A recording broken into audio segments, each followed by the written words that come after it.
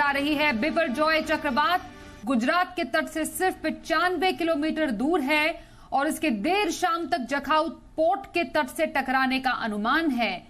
मौसम विभाग के अनुसार लैंडफॉल का वक्त देर शाम से शुरू होकर आधी रात के बाद तक रहेगा और इस दौरान 115 से 125 किलोमीटर प्रति घंटे की रफ्तार से हवाएं चलेंगी। एनडीआरएफ की टीमें अलर्ट पर हैं। 12 टीमें एनडीआरएफ की, 5 टीमें रिजर्व रखी गई हैं। कई जिलों में बिपरजॉय का प्रभाव होगा और सबसे ज्यादा गुजरात में, जहां पर जखाऊ पोर्ट पर सबसे पहले इसका लैंडफॉल होगा, तट पर टकराएगा और लगातार इसको लेकर गुजरात से लेकर दिल्ली तक टीमें हाई अलर्ट पर है। दिल्ली में एक पूरा मॉनिटरिंग सेल बनाया गया है। गुजरात में वहां पर जो टीमें हैं लगातार इस चक्रवात को लेकर पूरी तरह चाक चौबंद है, अलर्ट है। हजारों की संख्या में लोगों को सुरक्षित जगहों पर पहुंचाया गया है जिससे कि कम से कम लोगों को परेशानी हो। अब तक 1 लाख लोग शिफ्ट किए जा चुके हैं। हाई अलर्ट गुजरात में है। सौराष्ट्र समेत और कच्छ समेत कई जिलों में रेड अलर्ट जारी कर दिया गया है।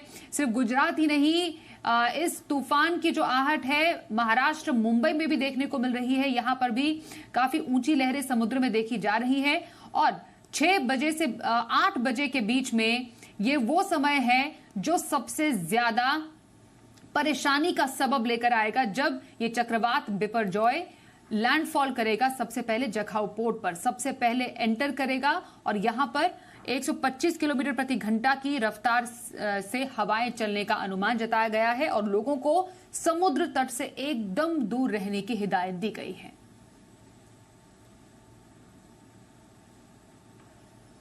और चलिए आपको दिखाते हैं मांडवी, गुजरात के मांडवी से ग्राउंड रिपोर्ट हमारे सहयोगी अंकुर त्यागी की। देखिए, मैं आपको सीधी तस्वीरों के साथ लेके चलता हूं। इस वक्त समुद्र में उफान आया हुआ है, समुद्र में तांडव रचा हुआ है। मगर मैं ये शब्दों का इस्तेमाल कर रहा हूं तो पूरी जिम्मेदारी के साथ कर रहा हूं, क्योंकि तांडव शब्द का इस्तेमाल मैंने इसलिए किया क्योंकि समुद्र के आसपास जितनी दुकानें थी सब निस्ता नाबूद हो चुकी हैं, टूट चुकी हैं, पूरी तरीके से छिन्न भिन्न हो चुकी हैं। ये दुकानें हम 3 दिनों से देख रहे हैं। यहाँ पर पूरा बाजार जो था वो यहाँ पे लगा करता था और ये जो हवा के थपेड़े इतनी जबरदस्त तरीके से यहाँ पे पड़े हैं और समुद्र की लहरों ने जो दुकानें थी वो अपने अंदर ले ली है। मैं आपको नजारा दिखाता हूँ। यहाँ ये खाली स्पेस जो है, यहाँ पर दुकानें हुआ करती थी और यहाँ पर 2 दुकानों को मेरे सामने समुद्र अपने अंदर ले गया। वो इतना ज्यादा तेज करंट था। यहाँ पर जो पत्थर रखे हुए हैं, यहाँ पर 2 दुकानें हुआ करती थी, दोनों को समुद्र अपने अंदर ले गया है और रफ्तार जो है हवा की वो 100 किलोमीटर प्रति घंटे से भी ज्यादा की रफ्तार है।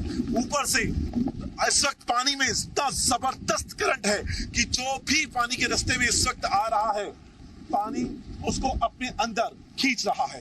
हालात अब यहां से और बढ़ते जाएंगे, बुरे होते जाएंगे, क्योंकि जो तूफान है, चक्रवाती तूफान, वो कच्छ के जितने भी कोस्टल एरिया है उस पूरी बेल्ट को अफेक्ट करता हुआ नजर आने वाला है और इसीलिए यहाँ पर ज्यादा एहतियात बरतने की सलाह लोगों को दी जा रही है। कोस्टल इलाके से दूर रहें, किसी भी तरह का कोई एडवेंचर ना करें और अपने घरों पे रहें।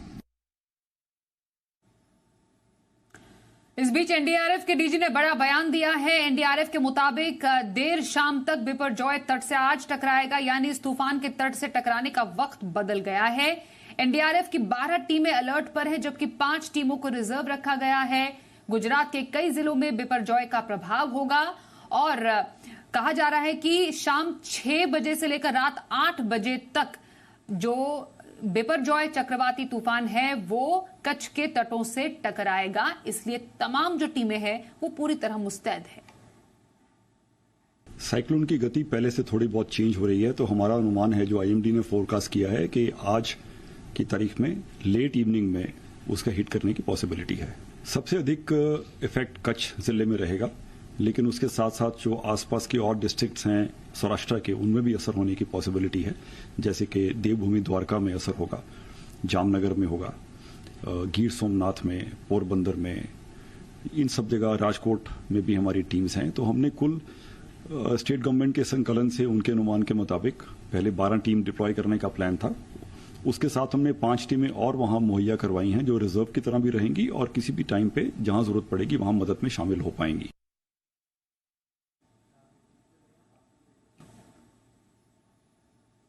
और आपको बताएं, दिल्ली में एनडीआरएफ कंट्रोल रूम से तूफान की स्थिति पर नजर बनाए हुए हैं। कंट्रोल रूम में तैयारी क्या है, हमारे संवाददाता मनीष शुक्ला की रिपोर्ट देखिए।